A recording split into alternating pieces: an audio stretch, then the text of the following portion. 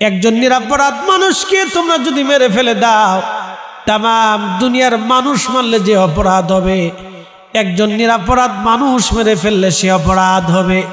আপনি হিন্দুকেও যদি নিরপরাধ একজন মানুষ মেরে ফেলে দেন, তাহলেও আপনার একই অপরাধ হবে। তাম দুনিয়ার মানুষ মারলে সে অপরাধ হবে।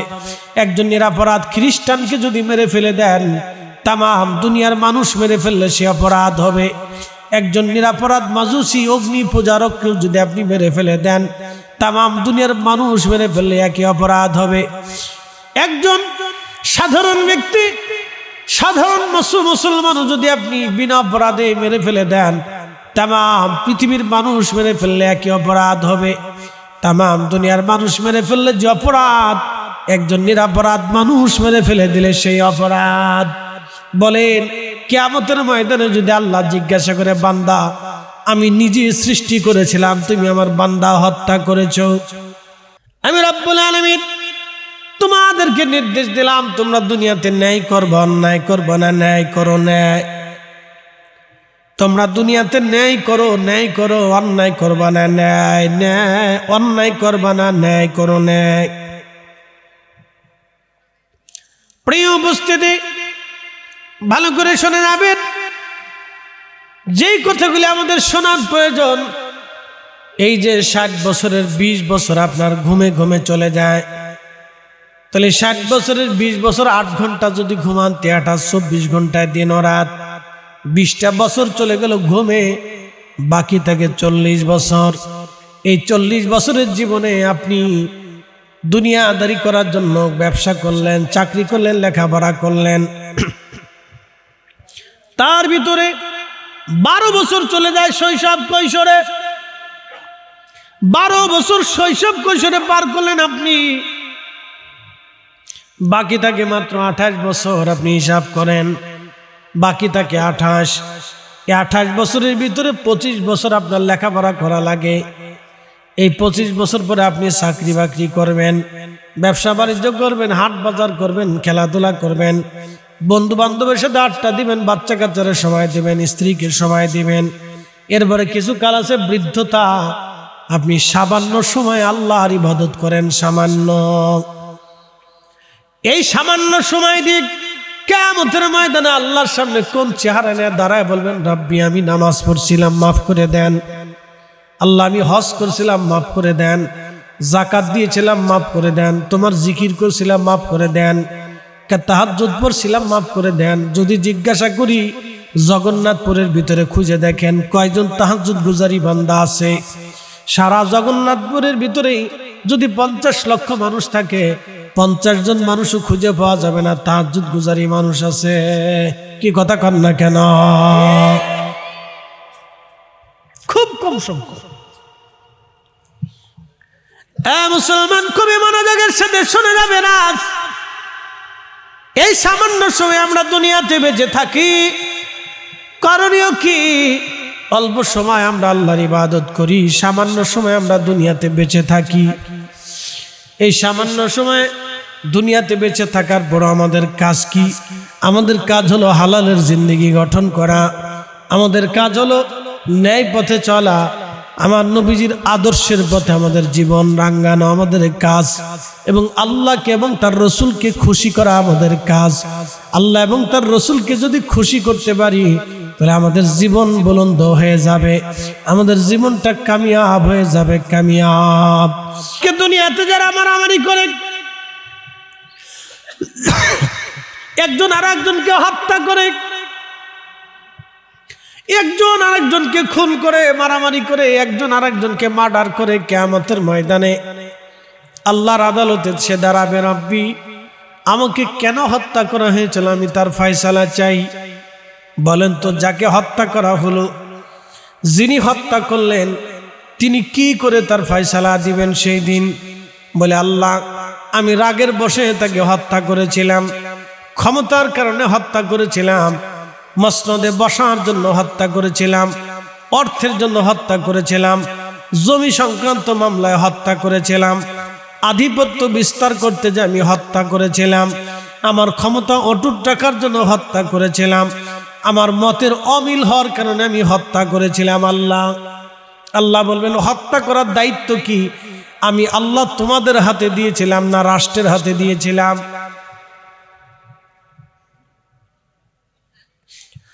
হত্যা করার দায়িত্ব কি আমি তোমাদের হাতে দিয়েছিলাম? বান্দা বলবে না, হত্যার দায়িত্ব তো আমার হাতে ছিল না। আল্লাহ বলবেন আমি কি বলি নাই, মান কাতালা নাফসাম বিগাইরি নাফসিন আও ফাসাদিন ফিল আরদি ফাকান্নামা কাতালান নাস জামিআ। বাদশাহ যুলকারনাইন বলেন ইব্রাহিম আল্লাহকে, সাইয়্যিদুনা ইব্রাহিম বলেন কুল হু আল্লাহু আহাদ, তিনি এক, তিনি ছাড়া আর কোনো রব নাই, তিনি স্রষ্টা। তামাম সৃষ্টি তিনি চালান, তামাম দুনিয়া তিনি চালান। আমাদের জীবন দিয়েছেন, হায়াত দিয়েছেন, মৃত্যু দিয়েছেন সাইয়্যিদুনা ইব্রাহিম। অনেক কিছু বোঝানোর পরে যুলকারনাইন কয় না, আপনার কথা মানব না।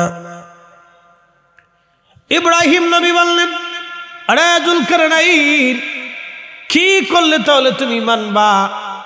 তখন বাদশা যুলকারনাইন বললেন দেখেন ওই যে পাহাড়ে ভেড়াগুলি চড়তেছে, ভেড়া খেয়ে খেয়ে বেড়াচ্ছে। সৌদি আরবে যারা গেছেন দেখবেন পাহাড়ের কোনা কোনা দিয়ে, পাথরের কোনা দিয়ে নিচ দিয়ে ঘাস উঠে, ঘাসের জন্ম হয়। ওই ঘাসগুলি ছাগল উর্দুম্বা ভেড়াগুলি খেয়ে খেয়ে বেড়ায়। বলতেছে ওই ছাগল ভেড়াগুলি চড়তেছে মাঠের মধ্যে। ইব্রাহিম ওই ভেড়াদেরকে আপনি ডাক দিবেন, ভেড়ারা যদি আপনার ক্ষুধার সাক্ষ্য দেয় তাহলে আমি যুলকারনাইন বিশ্বাস করব খোদা বলে কিছু আছে। সাইয়্যিদুনা ইব্রাহিম ভেড়ার পাল ডাক দিলেন আসো। এক দিকে সমস্ত ভেড়াগুলি দৌড়াইয়া দৌড়াই ইব্রাহিম আলাইহিস সালামের কাছে এসে দাঁড়াইলেন। সাইয়্যিদুনা ইব্রাহিম বললেন হে ভেড়ার দলেরা, তোমরা এক খোদার সাক্ষ্য দিয়ে দাও। ভেড়ার দলেরা বলতে লাগলো লা ইলাহা ইল্লাল্লাহু ইব্রাহিমু খলিলুল্লাহ। একবার জোরে বলা যাবে কি আল্লাহু আকবার? যুলকারনাইন দেখেছো ভেড়ার দল আল্লাহর সাক্ষ্য দিচ্ছে। শুধু আমি বলি না, আল্লাহ সে দেখো তুমি বলেছো ভেড়ায় কথা বললে তুমি মানবা। ভেড়ায় যদি এক আল্লাহর সাক্ষ্য দেয় তাহলে তুমি মেনে নেবা। যুলকারনাইন দেখো ভেড়ার দলেরা আল্লাহ জিকির করতেছে, আল্লাহ সাক্ষ্য দিচ্ছে। আল্লাহ বলেন আলাম তারা আন্নাল্লাহ ইয়াসজুদু লাহু মান ফিস সামাওয়াতি ওয়া মান ফিল আরদ। নবী আমার আপনি কি দেখেন না আসমান ও জমিনে, ভূমণ্ডল নবমণ্ডলে, সাত আসমান ও সাত জমিনের ভিতরে যাহা কিছু আছে সব আমি আল্লাহকে সিজদা দেয়। আশ-শামসু ওয়াল কমারু ওয়ান নুজুমু ওয়াল জিবালু ওয়াশ-শাজারু ওয়াদ-দাওয়াবু ওয়া কাসীরুম মিনান নাস।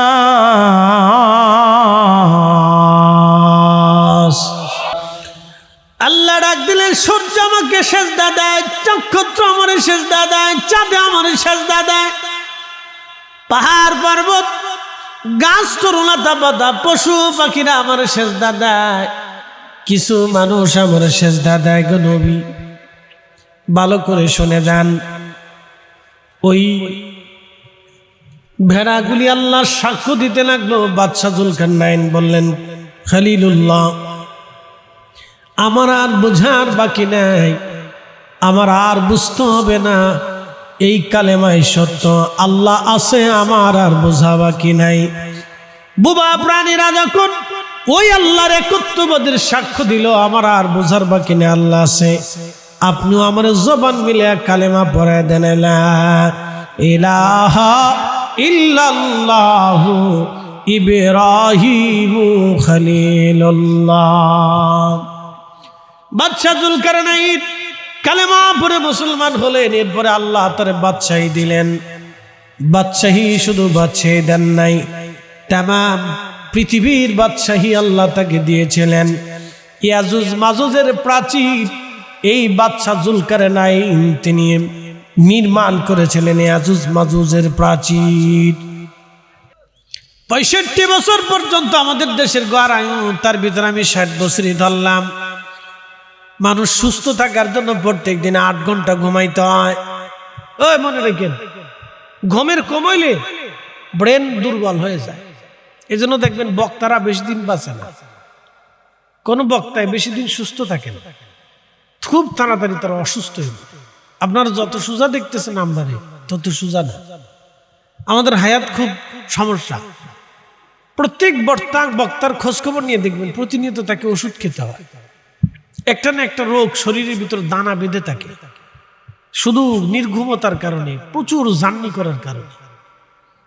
আপনাদের এই প্রোগ্রামের জন্য আমাকে 500 কিলোমিটার গাড়ি দাবড়াইতেই হয়েছে, আসতেই হবে, বিকল্প কোনো রাস্তা নেই। আমি যদি না করে দিই তাহলে এই যে ছেলেগুলি যারা প্রোগ্রামটা সাজাইছে ওরা লজ্জিত হয়ে যাবে, একটা বিশৃঙ্খলা হয়ে যাবে এলাকার ভিতরে, যে তোমরা দাওয়াত দেওয়া নাই, তোমরা মিছে কথা বলছো। আমার উপর একটা পেরেশানি আসবে, হুজুর আয় না, হুজুর আসেন, মরে গেলেও আসে। অনেকে হুজুর অসুবিধা নেই, আপনি যদি আমরা এখানে এসে মরিও যান তাও টেনশন নেই, আসেন, আমরা জানাজা পড়াবো, কি তা করার আছে।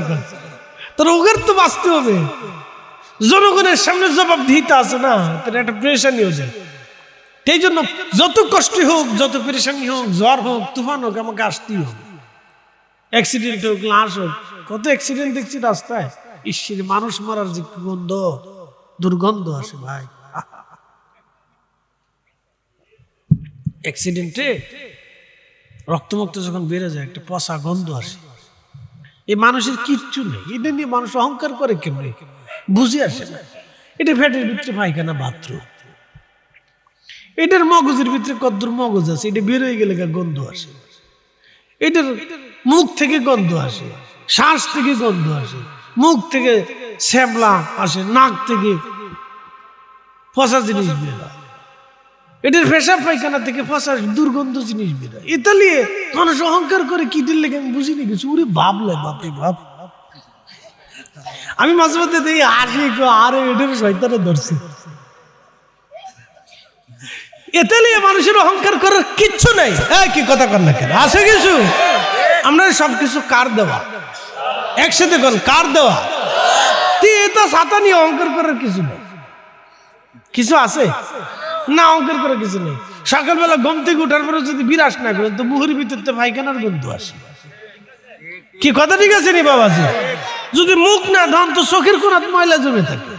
ইস, আর যদি বাথরুম করে পানি ইউজ না করেন তাহলে তো হয়েছে কাজ। তো সারা দেশের মানুষ আপনার পাগল ছাড়া আর কিচ্ছু করতে তো শেষ, মানুষের কিচ্ছু নেই। আর যদি একবার মাথার তার একবার আল্লাহ একটু ঘুরাই দেয় তোর লঙ্গির কাপড় মাথায় বেঁধে ফেলবে, শেষ। তাহলে সব চাবিকাঠি কার কাছে? না, একসাথে বলেন কার কাছে, জোরে বলেন কার কাছে? আমার এই রিজিকটা বরাদ্দ কে করছে?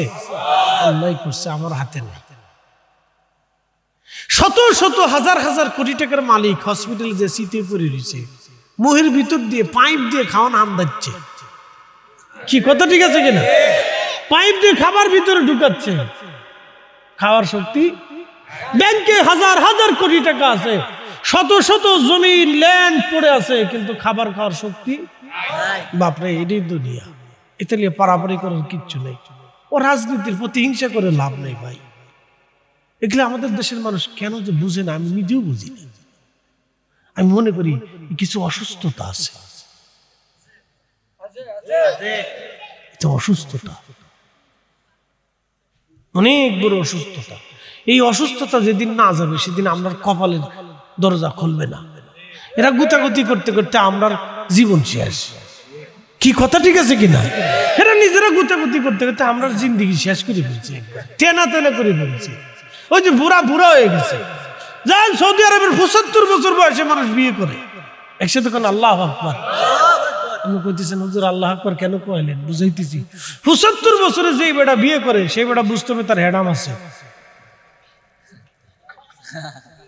বলা মানে হাসিস নে, হাসিস নে। 75 বছর বেটা বিয়ে করে হযরতে আম্মার ইবনে ইয়াসার রাদিয়াল্লাহু আনহু 93 বছর বয়সে যুদ্ধ করেছে, তলোয়ার চালাইছে।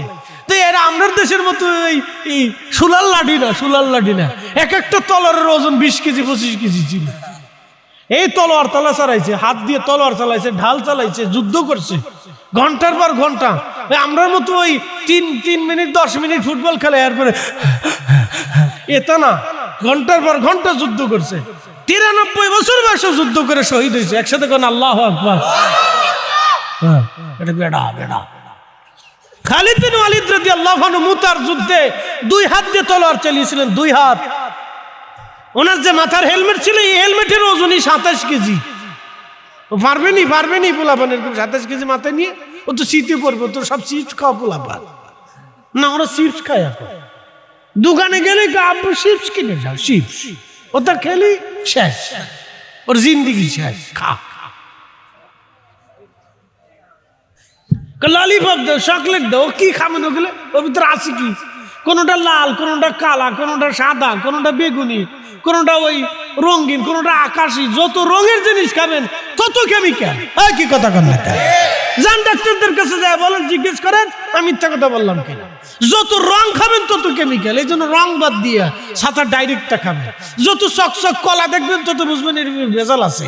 যত পেঁপে দেখবেন টক টক টক টক করে, মনে হয় ভেস্ত থেকে এসে, বুঝবেন প্যারা আছে, এর ভিতরে ইঞ্জেকশন মারছে।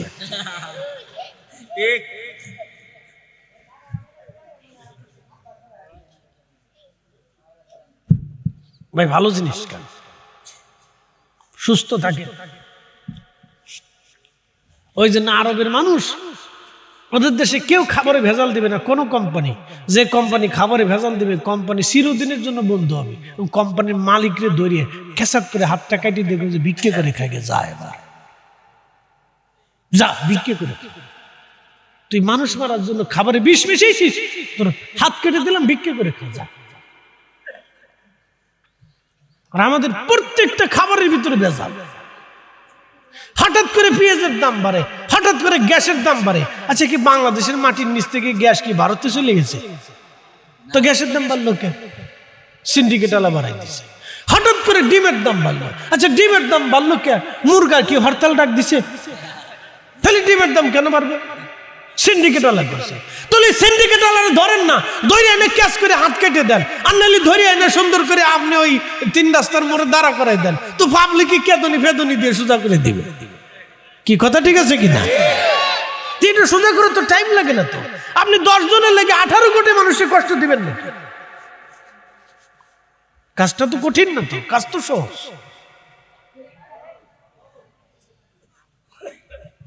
একসাথে বলেন আল্লাহু আকবার। আরো জোরে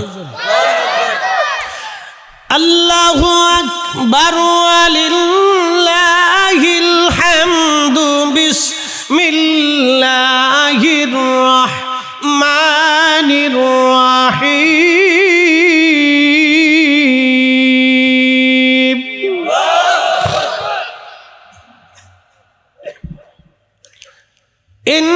ইন্নাল্লাহা ইয়া'মুরু বিল আদলি ওয়াল ইহসান।